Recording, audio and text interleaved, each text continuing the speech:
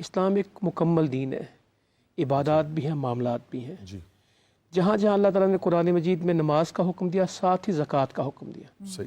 نماز ایک بدنی عبادت ہے اور زکوٰۃ ایک مالی عبادت ہے، جی اور زکوٰۃ بھی ویسے ہی فرض ہے جیسے نماز فرض ہے۔ صحیح۔ جو نماز اور زکوٰۃ میں فرق کرے گا وہ اسلام کو نامکمل کر دے گا۔ صحیح۔ اور ہے کس کے لیے زکوٰۃ؟ کا امیروں سے لی جائے گی اور غریبوں پہ تقسیم کی جائے گی۔ حدیث ہے نا کہ عمرہ سے لی جائے گی، غربا میں دی جائے گی۔ صحیح۔ اسلام کی بنیاد 5 چیزوں پہ ہے۔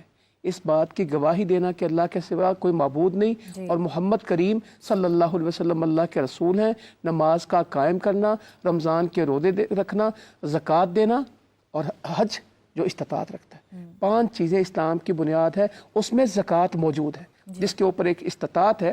اس کے بارے میں قرآن مجید میں باقاعدہ حکم بھی ہے، اور اس کو اللہ نے خود ڈیفائن کیا کہ کس کو دینا۔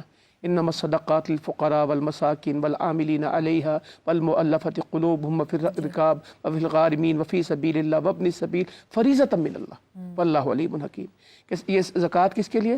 فقراء کے لیے، مساکین کے لیے۔ خود بتایا کہ تم فیصلہ نہیں کرو گے بندو، اللہ تعالیٰ فرماتے ہیں میں بتاتا ہوں کہ یہ مسکینوں کو دینے ہیں، فقیروں کو دینے ہیں، اور کس کے لیے؟ جو اس کو اکٹھا کرتے ہیں۔ صحیح۔ اور جن کے دلوں میں محبت ڈالنی اسلام کی، اور جو غلام ہیں ان کی آزادی کے لیے، جو اللہ کے رستے میں جو مسافر ہیں۔ اور یہ سارے 8 مدِ بیان کی سورۃ التوبہ کے آیت نمبر، وہ ہمارے استاد بتایا کرتے تھے، سورت نمبر 8 ہے، آیت نمبر 60 ہے۔ اور اس میں پورا اللہ تعالیٰ نے زکوٰۃ کا میکنزم چیزیں بتا دی، اور کہا فریضۃ من اللہ، یہ تمہاری مرضی نہیں ہے، یہ اللہ کی طرف سے فرض ہے، اور اللہ تعالیٰ جاننے والا ہے اور حکمت والا ہے۔ زکوٰۃ علامہ صاحب